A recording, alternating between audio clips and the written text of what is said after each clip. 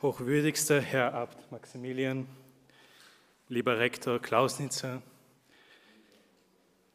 Drohé Oce Rektor Jaruk, dear Rector Dr. Dolna, dear Dean Dr. Vladika, dear former rectors of the ITI, Dr. Waldstein and Monsignor Hogan, dear faculty and staff, dear Generalvikar Father Yuri and Chaplain Father Uri, dear students, alumni, and guests, dear families, dear graduates, my dear friends,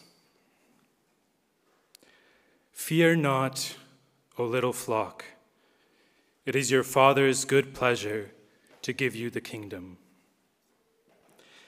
I have had the unique honor of growing up at the ITI and witnessed so many beautiful people and events that I could never put into words how grateful I am for this wonderful experience.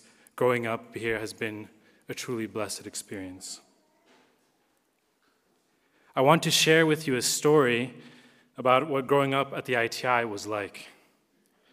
I was constantly surrounded by people who spoke a different language, or seemed to be speaking a different language, probably because most of the time they were, but also because their language was made up of complex theological jargon that was not intelligible to me. When I was 13 years old, I decided enough was enough. I was going to learn this secret code, and I will finally be able to participate in the discussions that the students were having. I stumbled upon Josef Pieper's introduction to Thomas Aquinas and began to read it through slowly. Some of it actually made sense, and other parts were just very, very confusing. One particular phrase sounded so complex that I decided to learn it by heart, so that the next time that I was in a similar situation, I could use it to show my brilliant comprehension of Thomistic metaphysics. That phrase was, "Nothing can be put in act unless it is put in act by something that is in act." Wow, this is it. This is here meant. Of course, I had no idea what it meant. But when you break down this Thomistic principle, all that it really means is something cannot give what it does not have. It needs to be in act in order to affect something else. Dear students, dear graduates, we cannot give something that we do not have, and I feel like a lot of the time we forget what we have. We forget who we are. St. Paul reminds us in Romans chapter 8, "For those who are led by the Spirit of God are children of God. The Spirit you received does not make you slaves that you live in fear again.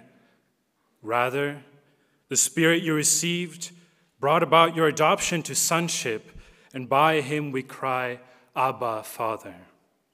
The Spirit himself testifies with our spirit that we are God's children.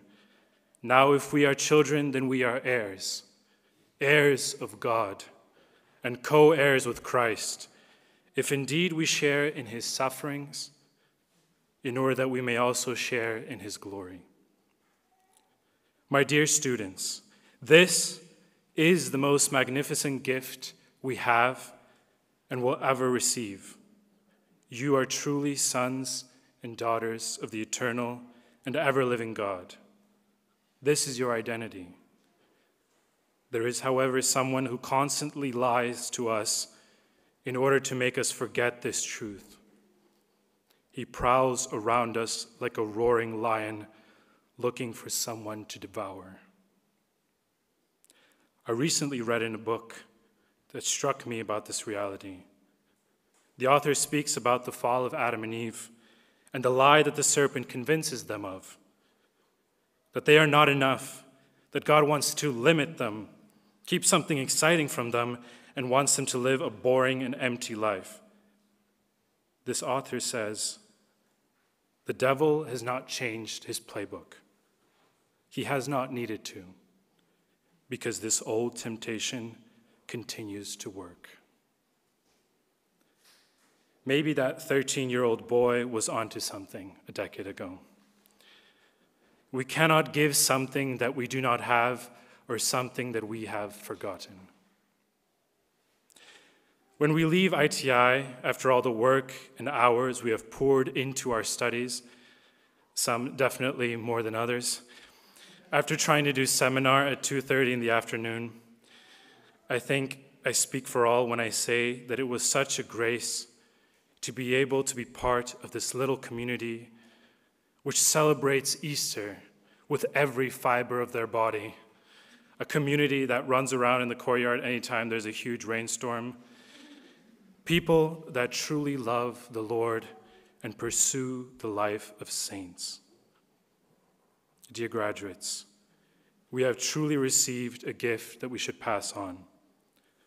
Let us fully surrender our lives to our Holy Mother, who will guide us and keep us close to her Son. Let us hold on to this fundamental truth that should forever guide each and every one of our lives, regardless of where we end up, that we are children of the eternal Father, who cares and loves each one of us with perfect love. Fear not, little flock, it is your Father's good pleasure to give you the kingdom.